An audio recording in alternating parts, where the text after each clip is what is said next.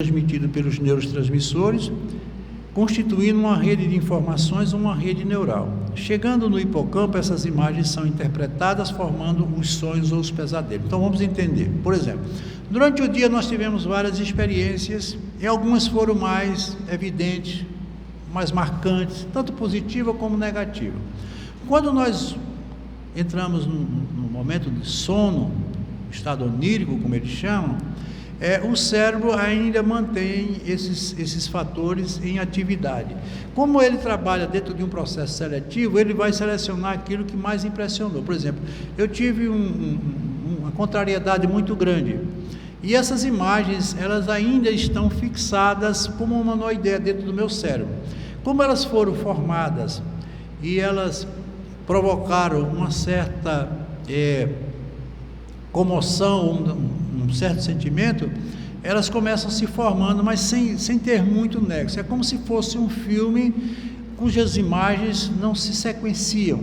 São aqueles sonhos que nós temos que tem começo e não tem fim, não tem muita lógica, nós associamos muitas vezes outras coisas, e aí eles chamam isso de sonhos fisiológicos. São sonhos que não têm o menor sentido, ou seja, ele está tão voltado para o seu dia a dia, para o estresse, para os sentimentos que intensificam mais, prendendo mais a estrutura cerebral, que o espírito, quando ele dorme, quase não consegue se emancipar, fica preso àquela monoideia, e consequentemente isso significa muitas vezes os nossos pesadelos. São aqueles que a gente se acorda de sobressalto e não tem a menor ideia do que foi. E aí muitos pensam, levam muito isso para ao lado das fantasias, acham que foi um espírito, mas não é isso, é você mesmo. São imagens que você formou e que elas não foram eliminadas por conta ou pelo fato de você estar muito preso a ela. Aqueles filmes que se repetem, então eles são chamados de sonhos fisiológicos. Nós temos os sonhos psicológicos. Então, no livro Interpretações do Sonho, muito bom, que é de Freud, ele diz assim, lógico que Freud teve suas limitações por ser extremamente materialista, mas ele nos trouxe muitas coisas importantes dentro da psiquiatria, principalmente a psicanálise.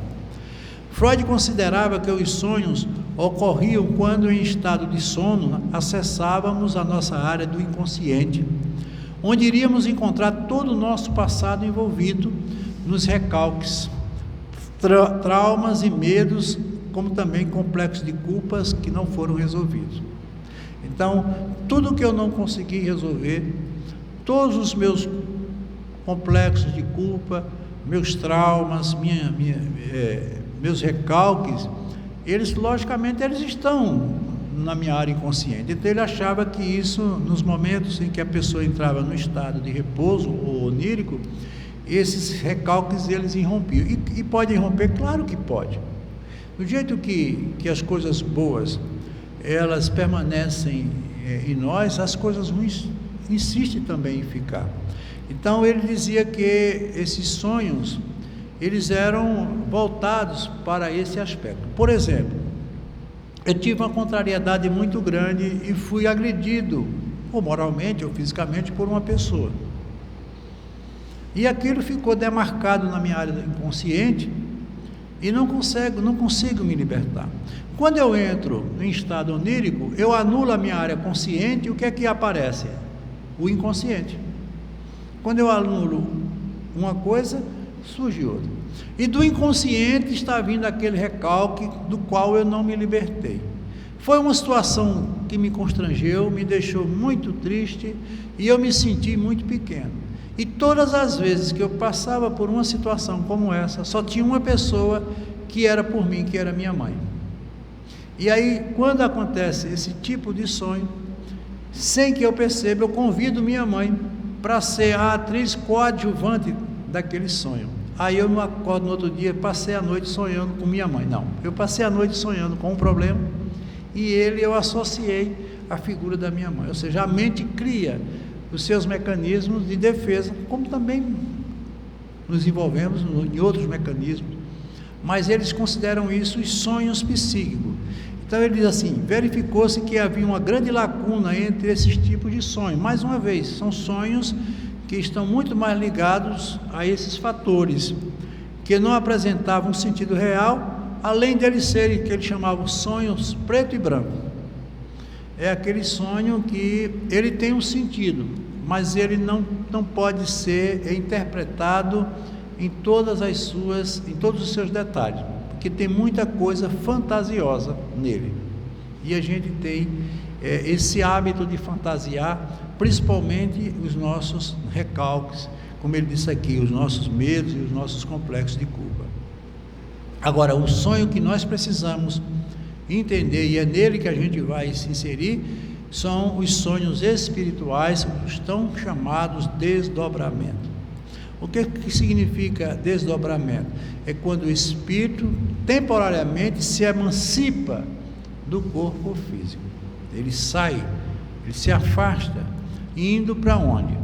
Para o mundo espiritual, para outra dimensão, exatamente de acordo com a sua vibração mental. Se eu fui dormir com pensamentos bons, com estruturas de ideias bem definidas, quando o espírito se emancipa, ele vai seguir essa mesma linha de pensamento.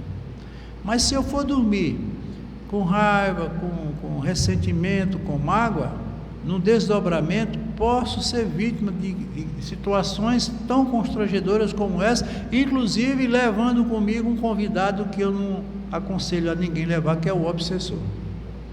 E ele só está porque você chama. Ele não vai entrar na sua mente se não for com a anuência e o convite indiretamente ou inconsciente que você faz.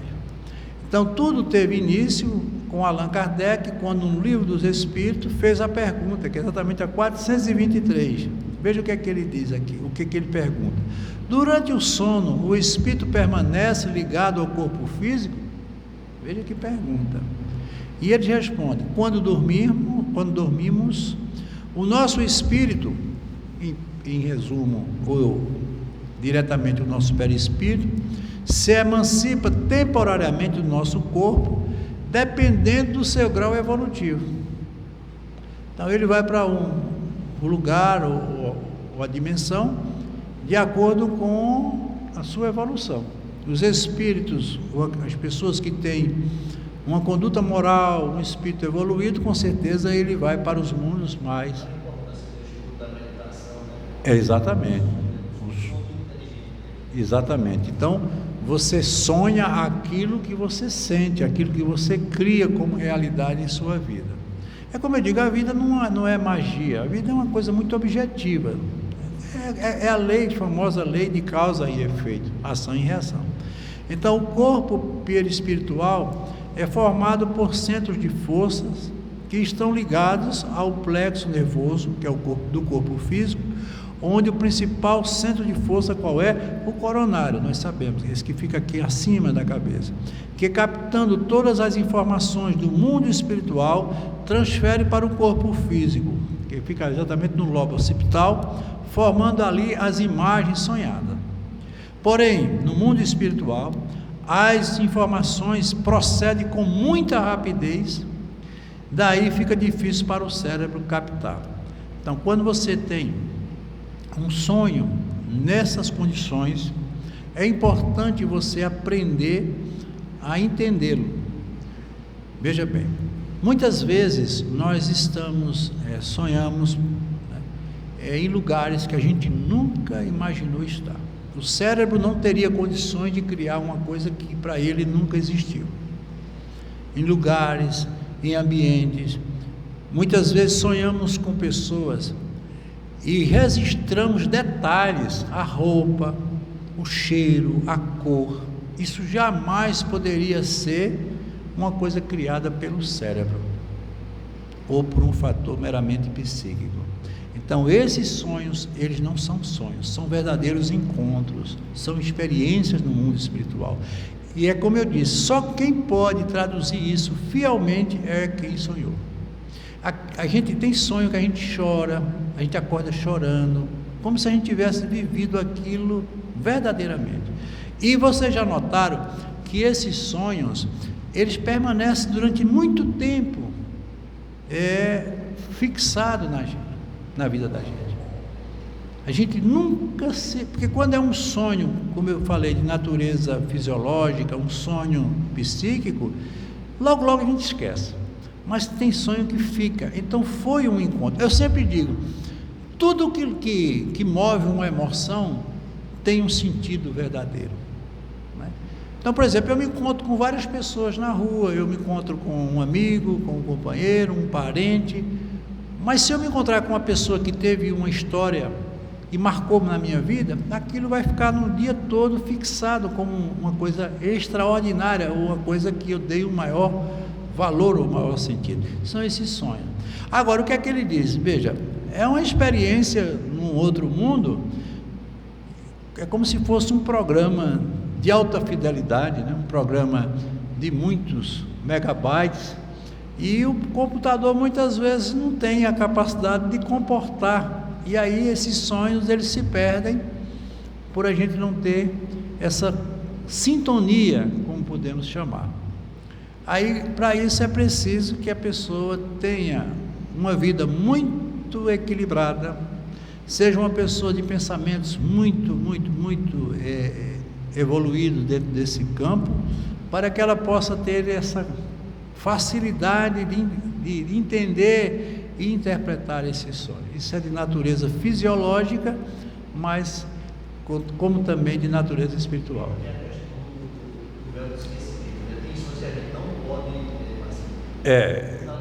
Que é bom, porque são experiências, como nós vamos ver, e eu estou falando isso aqui, vocês vão ver como é importante a gente entender algumas coisas desse nosso estudo.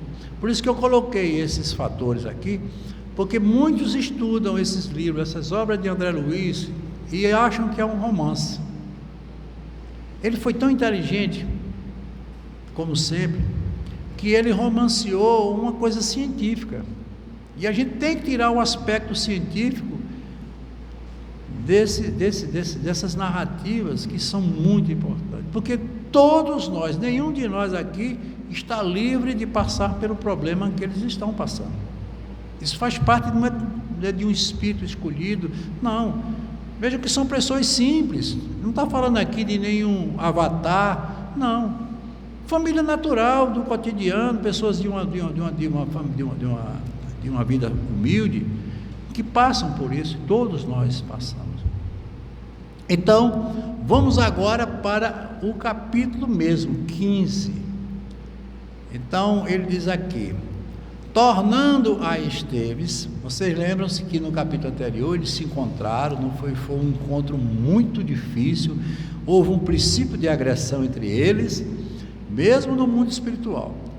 Então, ele diz, repetindo, tornando a Esteves, Clarencio, que é o ministro, né, o orientador, ofereceu-lhe o braço amigo, mas o moço prorrompeu em súplica. Ele estava vivendo um momento de muito conflito, e tudo era reminiscente, tudo estava ligado ao passado. Ele não tinha uma consciência plena, e a gente muitas vezes tem essas intuições, né, essas percepções indiretas e subjetivas, mas não deixa de ser verdade. E ele diz: não me prenda, sou eu a vítima. O ministro evitou continuar em sua afetiva manifestação. No passo vagaroso de quem carrega um fardo de aflição, o inimigo de Leonardo retirou-se para a via pública, regressando ao aconchego doméstico. Vamos fazer aqui uma rápida pausa para lembrar. Leonardo e Esteves, né, foram inimigos numa experiência passada, exatamente por conta de uma mulher chamada Lola, né, que também é uma personagem já dessa experiência presente, quando houve uma traição. Dois grandes amigos, que eles serviam no exército na época da Guerra do Paraguai, e quando ele chegou determinado dia em casa, esse amigo estava com ela, traindo, e aí o que ele fez? Não executou nenhuma ação naquele momento, mas usou da malícia de permanecer como amigo dele, e num outro encontro ele o envenenou, matando. Em seguida ele veio a suicidar-se. E todos os três fazendo parte desse triângulo que nós chamamos de triângulo amoroso.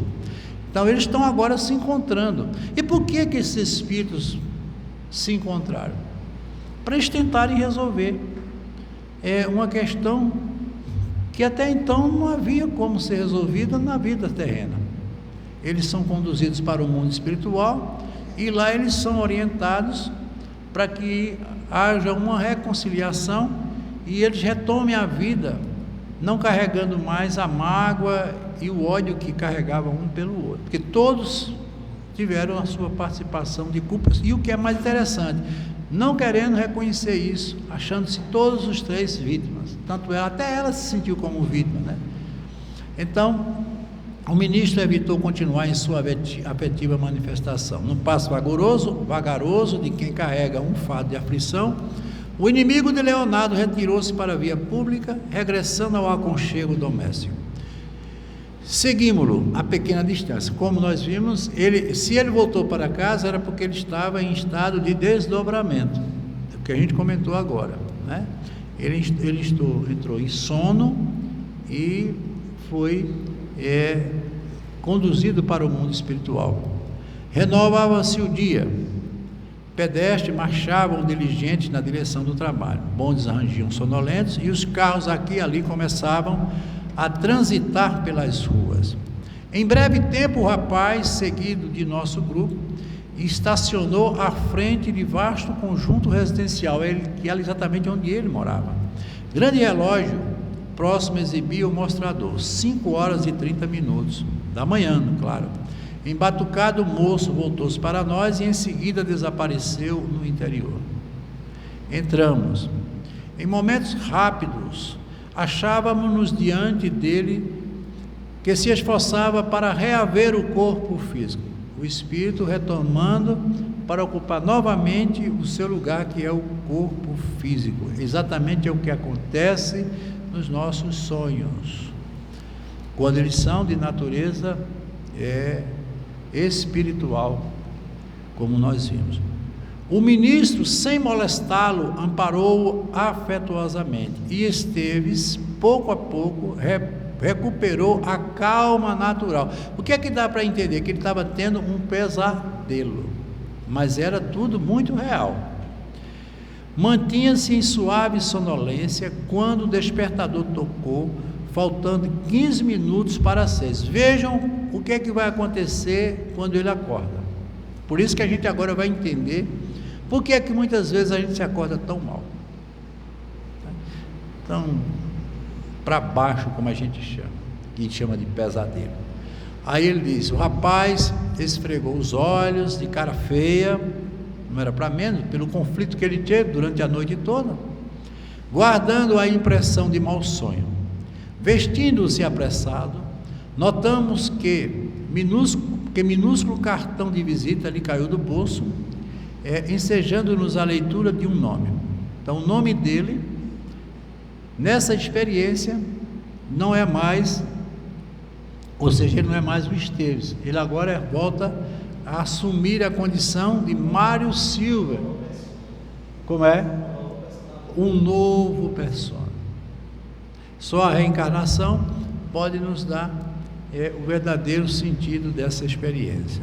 Ele agora, Mário Silva, ele é o quê? Um enfermeiro. Coincidentemente, na experiência anterior, ele também foi enfermeiro. Ele permanece.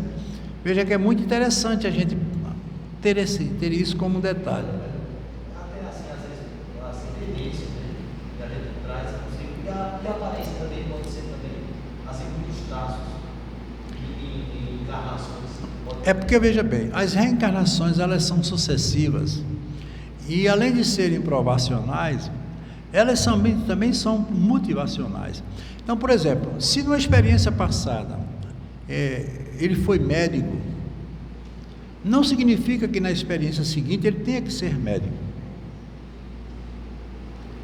Ele pode até permanecer até com algumas insinuações dentro da medicina, mas por que ele não continua e outros repetem as experiências se servindo de uma mesma profissão. Olha, gente, só existe uma coisa que vai permanecer na vida de cada um de nós, dentro de todos os processos reencarnatórios, é aquilo que a gente conquistava por amor. Se ele foi médico e amava a profissão, ao contrário de muitos que usam a profissão para se promover, né, para serem pessoas importantes, muitas vezes para ter lucros.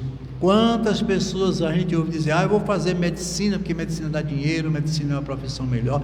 Não está errado não, porque esse é o que a gente vê no nosso dia a dia. Mas é importante que o médico veja que ele tem uma responsabilidade muito grande, porque ele está tratando de pessoas no pior momento da vida, que é quando a pessoa está doente. E muitos médicos são desumanos. Então, quando esses médicos eles morrem com ele a profissão. Não era matéria, não era o bem, então o bem morreu. Agora, se ele era um médico dedicado, atencioso, humano, ele pode voltar a continuar a ser médico numa outra experiência, para desenvolver mais ainda esse dom que tem o propósito de seguir aquilo que exatamente aquilo que Jesus pediu, que nós amássemos uns aos outros. Então, amor à profissão. Aí vem a parte também do músico.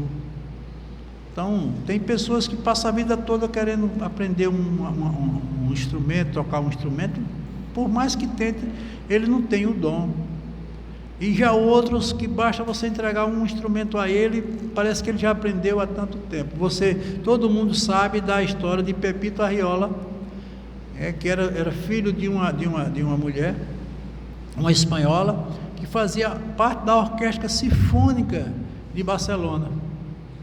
E ela recebeu do maestro, estava em casa, a partitura para uma música que eles iam apresentar para o rei da Espanha. E ela estava ali no piano, pegou a partitura, deixou sobre o piano e foi tomar banho. Quando ela estava tomando banho, ela ouviu uma música muito bonita, uma coisa assim bem diferente. Quando ela desceu, era o filho dela com 11 anos de idade, que estava no piano executando com maestria aquela partitura que até então ela não tinha nem tentado. E ele nunca tinha ido ao piano. Então o que foi que levou aquela criança a ir para o piano, pegar uma partitura sem nunca ter treinado e tocar? Ela mandou chamar, ela pediu que o maestro fosse lá, e o que existiu de mais interessante foi que você sabe que o piano ele tem um banquinho que é uma rosca sem fim. O pianista ele não pode se debruçar muito sobre o piano, nem pode ficar distante. Ele tem que ficar numa posição onde ele possa mover com leveza os dedos para tocar as teclas. Como ele tinha as mãozinhas pequenas e o braço curto, ele não chegava até a última tecla. Pois ele inventou um artifício para substituir aquela tecla. Só fazia isso, ou só faz isso, quem tiver uma habilidade muito grande como pianista. E ele fez isso.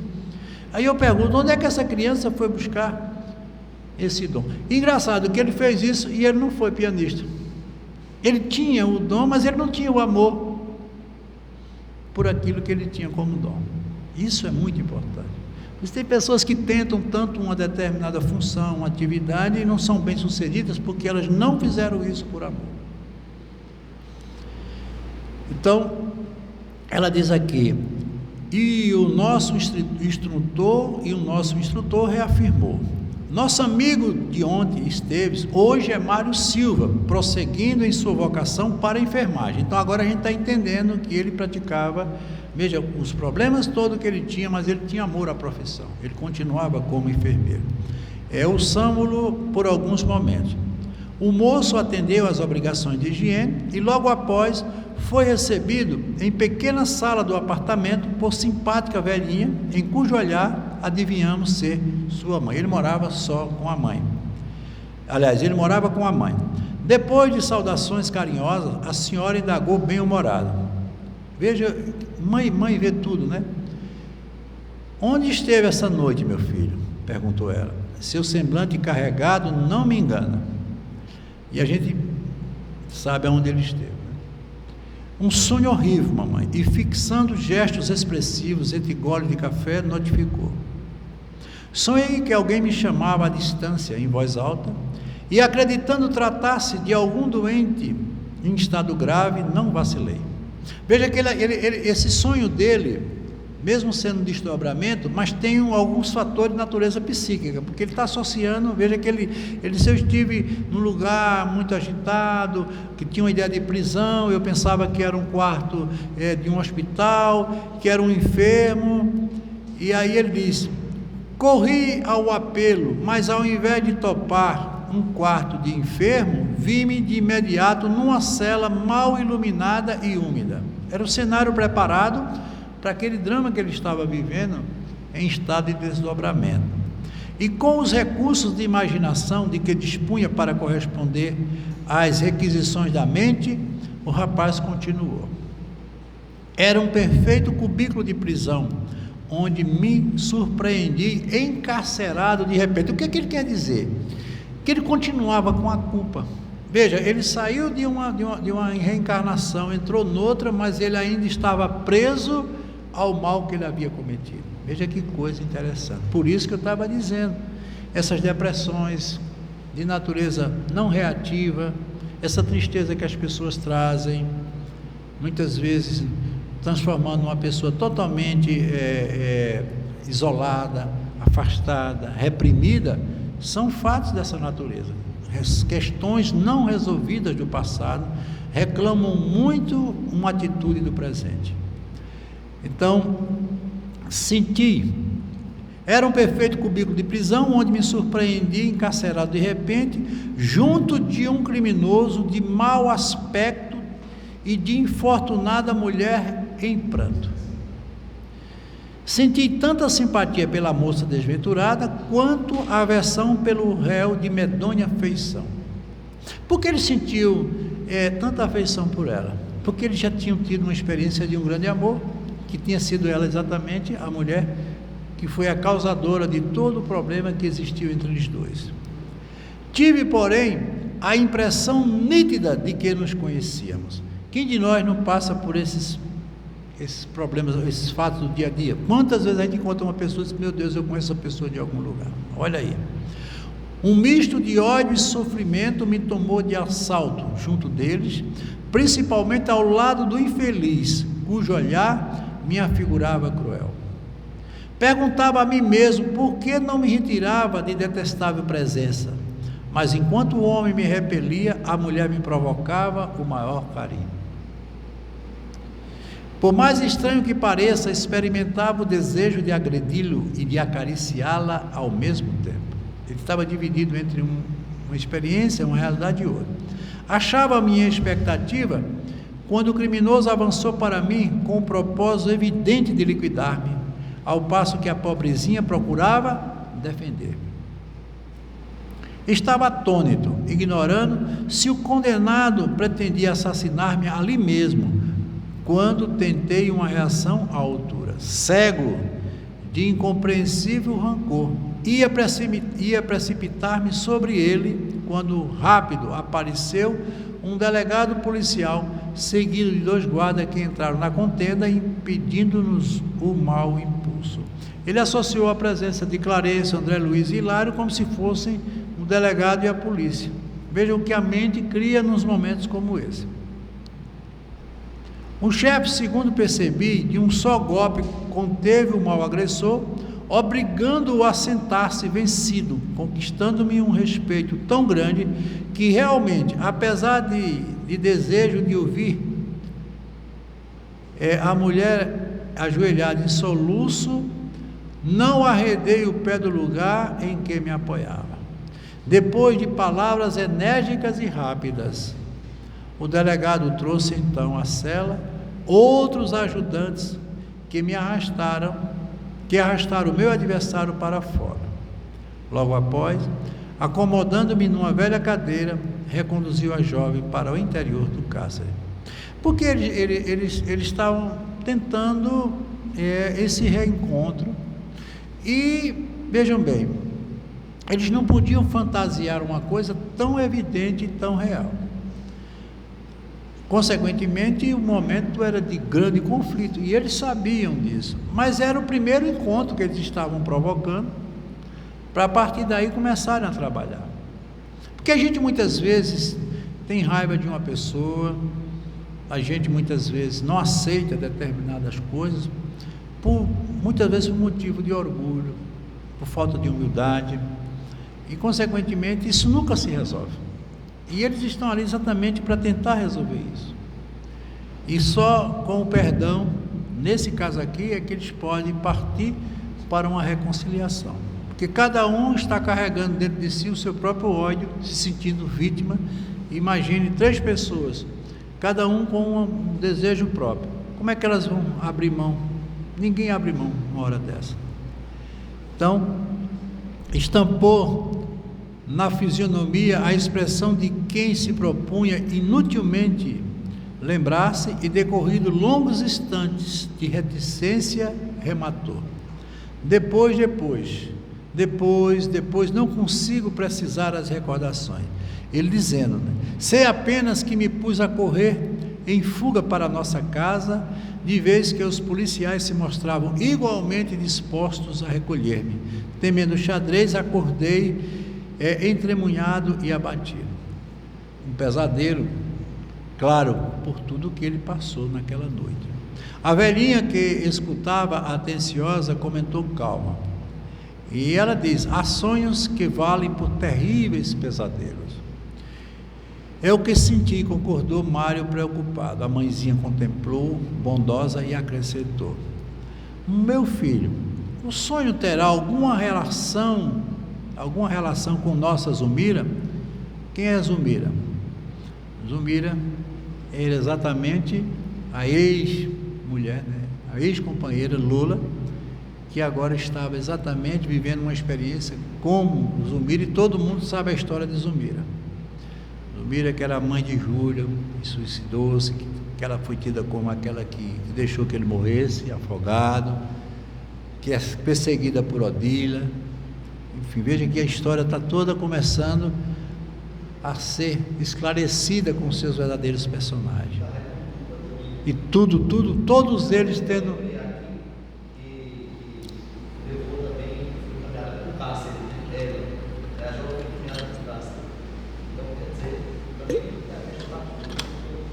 Todos estão... Ele usa a expressão do cárcere, porque o cárcere é uma simbologia de uma prisão.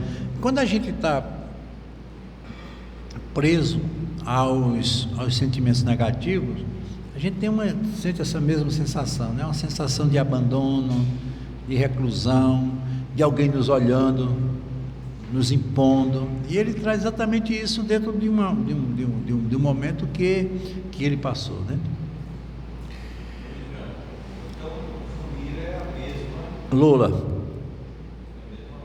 A que traiu o esposo é a mesma daquele no parlamento daquela criança. Eu não tinha Associado, né?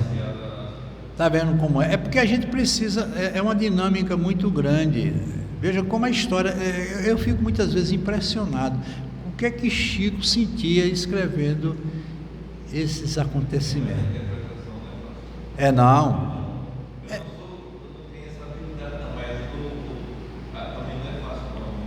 É por isso que esses livros têm que ser relidos.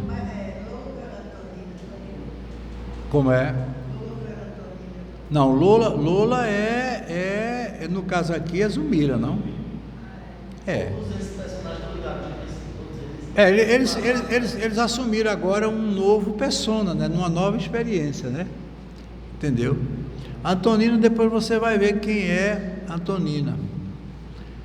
Mas a gente vai aos pouquinhos, porque senão vai ficar mais confuso, porque são muitos nomes e muitos personagens para a gente poder... E tem hora que eu também me perco, porque é muita informação, a gente tem que estar relendo, né? Entendeu? Aí ela pergunta: meu filho, tem alguma relação com a nossa Zumira? Olha o que é que ela diz: a mulher com quem simpatizou, não seria acaso com quem simpatizou, seria acaso a nossa velha amiga? E o homem que lhe inspirou tanta repugnância não poderia ser interpretado como sendo o esposo dela?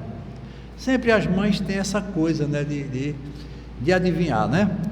O rapaz cobriu-se de leve palidez, de leve polidez, né? Mostrou-se meio calado e falou triste. Quem sabe? Você nunca teve notícia de nossa antiga companheira? Não, tenho apenas a informação de que mora aqui mesmo, onde o marido é ferroviário de importância. E todo mundo sabe que esse marido é exatamente o Amaro, né? Nunca pude entender-lhe a atitude. Tantos anos de convivência, tantos projetos, dizendo a mãe, né? Tantos projetos de felicidade, trocar tudo assim por um viúvo acompanhado de 2 filhos. Por isso que aqui a gente abre um parênteses. Por que é que a gente muitas vezes vê pessoas tomarem decisões na vida que a gente não entende? Por que é que fulano vive com fulano, deixa tudo e vai atrás de outro? Vejam que tudo tem um passado para poder servir como justificativa para essa atitude do presente. O moço fixou um gesto de amargura e observou: ora, mamãe, evitemos recordações sem proveito. Zulmira não deve reaparecer em minha memória, e esse Amaro que ela esposou é um ponto negro em meu coração. Veja o ódio que ele tinha. E isso vem de quando? De uma reencarnação anterior. Creio que o melhor sentimento para eles dois, em minha vida íntima, é o ódio que guardo em minhas lembranças. Não desejo revê-los e, francamente, se eu soubesse que residiam aqui, em nossa vizinhança, decidiria nossa transferência para outro lugar. Esse ódio ainda permanece, né? Como é difícil a pessoa se desvencilhar.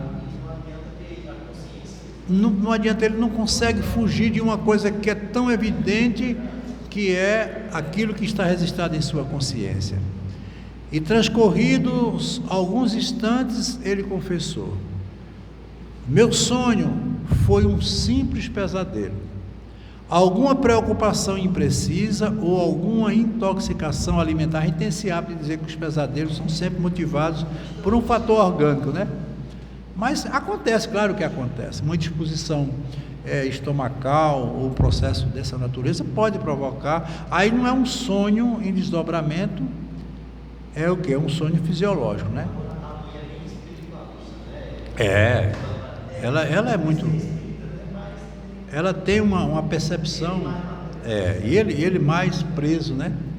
A senhora sorriu desapontada e afirmou: estou certa de que à noite encontramos as pessoas que amamos ou detestamos.